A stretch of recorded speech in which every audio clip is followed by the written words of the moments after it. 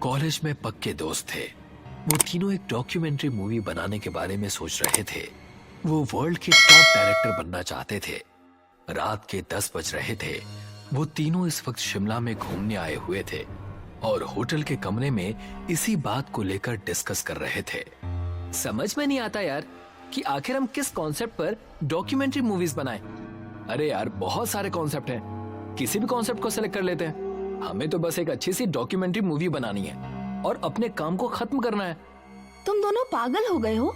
हम किसी भी बेकार कॉन्सेप्ट पर डॉक्यूमेंट्री मूवीज नहीं बना सकते, क्योंकि हमें अपनी ये डॉक्यूमेंट्री मूवीज इंटरनेशनल प्रीमियर में दिखानी है। मुझे अपना मजाक बिल्कुल नहीं उड़वाना। तो तुम कहना क्या चाहती हो? हमें किसी ऐसे कॉन्सेप्ट पर मूवी बनानी चाहिए जो आज तक किसी ने नहीं बनाई हो, कोई रियल कॉन्सेप्ट। मेरे दिमाग में एक आइडिया है दोस्तों, पर पता नहीं वो आइडिया तुम लोगों को पसंद आएगा या नहीं। अब ये तो सुनने के बाद ही पता लगेगा कि हमें पसंद आएगा कि नहीं आएगा। क्यों ना हम लोग रियल घोस्ट पर एक डॉक्यूमेंट्री मूवी बनाएं। राहुल की बात सुनकर राजन और प्रिया कुछ देर तक बड़ी गंभीर मुद्रा में राहुल के चेहरे की ओर देखते रहे। अचानक वो दोनों राहुल का मजाक उड़ाते हुए हंसने लगे। तू पागल हो गया है क्या राहुल? घोस्ट, आत्मा, ये सब फिल्मों में अच्छी लगती हैं यार, तो मैं भी फिल्म बनाने की ही बात कर रहा हूँ। अरे बेवकूफ, ये सिर्फ मनगढ़ंत बातें हैं। हम सब जानते हैं कि फिल्मों में मेकअप करके घोस्ट बनाया जाता है और हमें डराया जाता है। और अब तो VFX का भी इस्तेमाल होने लगा है। ये टेक्निक जब से आई है तब से ये घोस्ट एकदम रियल लगते हैं। यही तो मैं तुम दोनों को समझाना चाहता हूँ। सोचो, अगर हमारे कैमरे में कोई रियल घोस्ट रिकॉर्ड हो जाए तो हम दोनों की किस्मत रातों रात पलट सकती है। और यहाँ से कुछ दूर एक कब्रिस्तान है। कहते हैं कि उस कब्रिस्तान में सिर्फ और सिर्फ लावारिस लाशें ही दफनाई जाती हैं। उस कब्रिस्तान के बारे में ये बात प्रसिद्ध है कि वहाँ एक डायन रहती है और कहते हैं कि जो भी उस डायन को अपनी आंखों से देख लेता है वो उसे जिंदा नहीं छोड़ती। दोस्तों, मुझे नहीं पता कि इस बात में कितनी सच्चाई है, पर मेरा दिल कहता है कि वहाँ पर कुछ तो है। वो सब उस कब्रिस्तान पर जाने के लिए राजी हो गए। वो तीनों दोस्त होटल के रूम से बाहर निकल आए। बाहर सर्दी बहुत ज्यादा थी। हाड़ कंपा देने वाली ठंडी शीतलहर चल रही थी। हल्की हल्की बर्फबारी भी हो रही थी। वो तीनों एक कार के अंदर बैठ गए। राहुल ने ड्राइविंग सीट संभाल ली और उसने अपनी कार की दिशा उस कब्रिस्तान की ओर कर ली। कुछ ही देर में वो उस कब्रिस्तान में खड़े थे। पता नहीं क्यों उस कब्रिस्तान के भयावता भरे सन्नाटे को देखकर प्रिया के शरीर के रोंगटे खड़े होने लगे। भयंकर सर्दी में उसके माथे पर पसीने की बूंदें टपकने लगी, मगर उसने इस डर को बड़ी सुंदरता से छिपा लिया। राहुल ने तुरंत वीडियो कैमरा निकाल लिया। राहुल अंधेरे में रिकॉर्डिंग करते ही कब्रिस्तान की गेट से होते हुए अंदर चला गया और उसके पीछे पीछे राजन और प्रिया कब्रिस्तान के अंदर चले गए, जहां घना अंधेरा था। मगर तीनों ने उस कब्रिस्तान के अंदर कदम रखा ही था कि तभी राहुल और राजन के कानों में प्रिया के दिल दहला देने वाली चीख टकराई। प्रिया, क्या हुआ तुम्हें? तुम चीखी क्यों? जल्दी से टॉर्च निकाल राजन। राजन ने तुरंत अपनी टॉर्च निकालकर जला दी, मगर उसने देखा कि प्रिया उसके सामने खड़ी हुई उन दोनों को सवालिया नजरों से देख रही थी। तुम चीखी क्यों? मैं तो बिल्कुल नहीं चीखी, बल्कि मैं तो खुद हैरान हूँ कि मुझे मेरी चीख क्यों नहीं सुनाई दी। मुझे लगता है कि यहाँ कुछ तो गड़बड़ है। एक तो हमें यहाँ पर खुद लेकर आया और ऊपर से अब बोल रहा है कि कुछ गड़बड़ है। तू सिर्फ रिकॉर्डिंग कर। अपने दोस्तों के कहने पर राहुल कब्रिस्तान के अंधेरे में शूट करने लगा। कुछ देर बाद राहुल ने अपने दोस्तों से कहा, ठीक है दोस्तों, चलते हैं। अब तो कंप्यूटर में देख कर ही पता चलेगा कि कैमरे में क्या रिकॉर्ड हुआ है। तीनों अपनी कार में बैठ गए। राहुल के चेहरे पर थकान झलक रही थी। क्या हुआ राहुल, तेरे चेहरे पर थकान कैसी?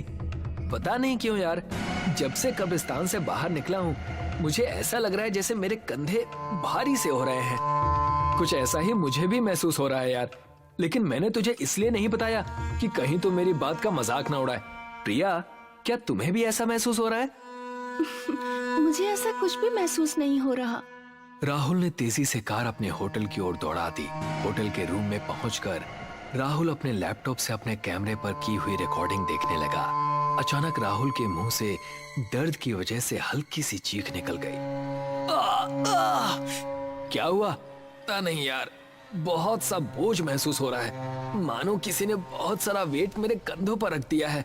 अजीब बात है, कार के अंदर मुझे भी ऐसा ही महसूस हो रहा था, लेकिन अब मुझे बिल्कुल सही महसूस हो रहा है। टेंशन मत ले, मेरे पास पैरासिटामोल रखी हुई है, उसे खाकर सो जाना, तुझे आराम मिल जाएगा।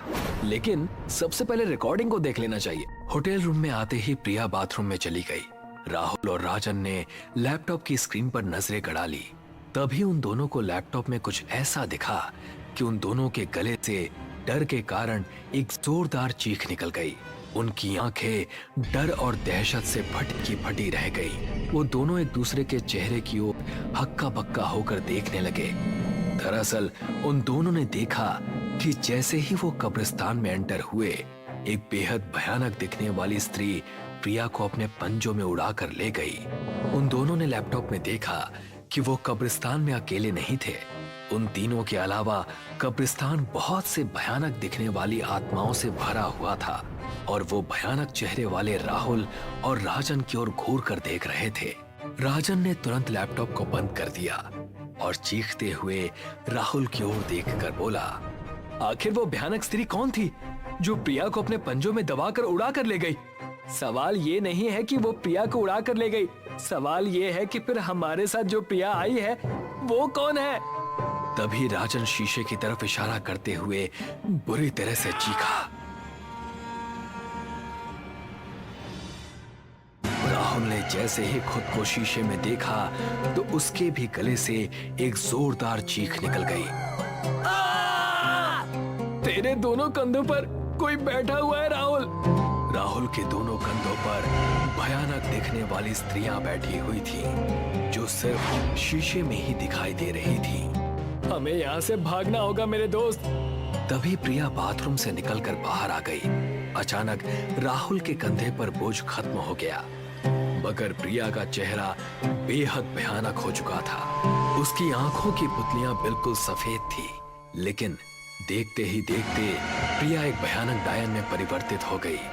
उस डायन का शरीर लचीला था।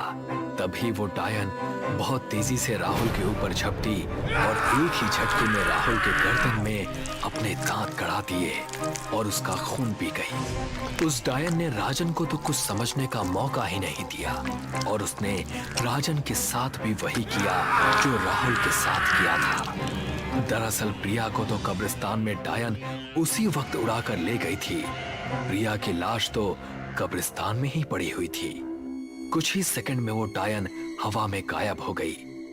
अगले दिन पुलिस को होटल में राहुल और राजन की लाश मिली। पुलिस इंस्पेक्टर करण अपने हवलदार से बोला, इन दोनों की लाशों की हालत देखकर लगता है जैसे कि इन दोनों को किसी जंगली जानवर ने मारा है, मगर इस 5 स्टार होटल में जंगली जानवर कैसे आ सकता है?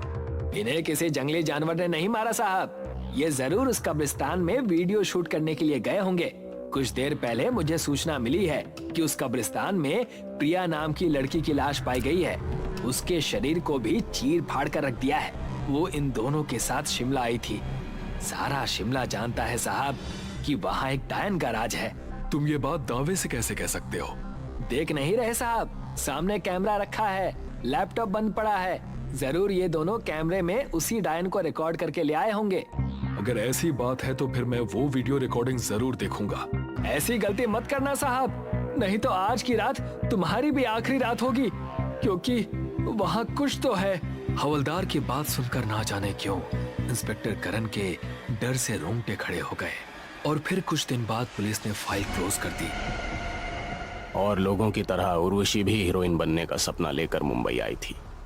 उसने कई जगह ऑडिशन दिए, लेकिन ऑडिशन देने वालों की तादाद इतनी ज्यादा थी कि उसको लंबी वेटिंग